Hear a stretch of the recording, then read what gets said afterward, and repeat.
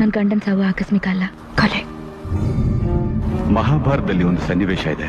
ದುರ್ಯೋಧನ್ ಹೆಂಡತಿ ಭಾನುಮತಿನೂ ಸ್ನೇಹಿತ ಕರ್ಣನೂ ಒಟ್ಟಿಗೆ ಕೂತು ಪಗಡೆ ಆಟ ಆಡ್ತಿರ್ತಾರೆ. ಅವ್ರನ್ನ ಸಾಯಿಸಿದ್ದು ನೀವೇ ಅಂತ ನನ್ಗೆ ಗೊತ್ತು.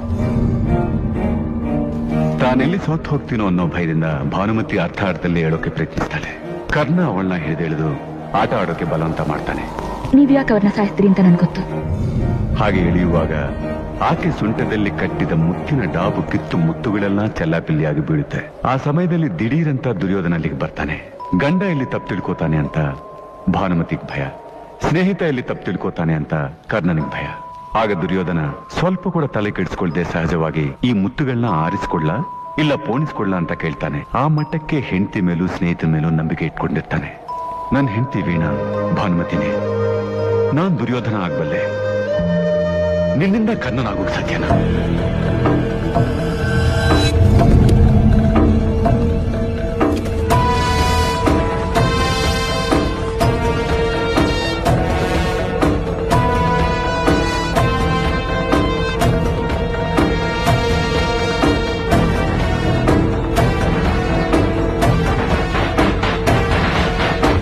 ನಾನು ಹೇಳದ್ನಲ್ಲ, ಕ್ಯಾಮರಾನೇ ನನ್ನ ಗಂಡನ ಆತ್ಮೀಯ ಗೆಳೆಯ ಅಂತ. ಇದು ಯಾವತ್ತೂ ಅವ್ರನ್ನ ಕೈ ಬಿಟ್ಟಿಲ್ಲ. ತುಂತುರು ಅಲ್ಲಿ ನೀರ ಹಾಡು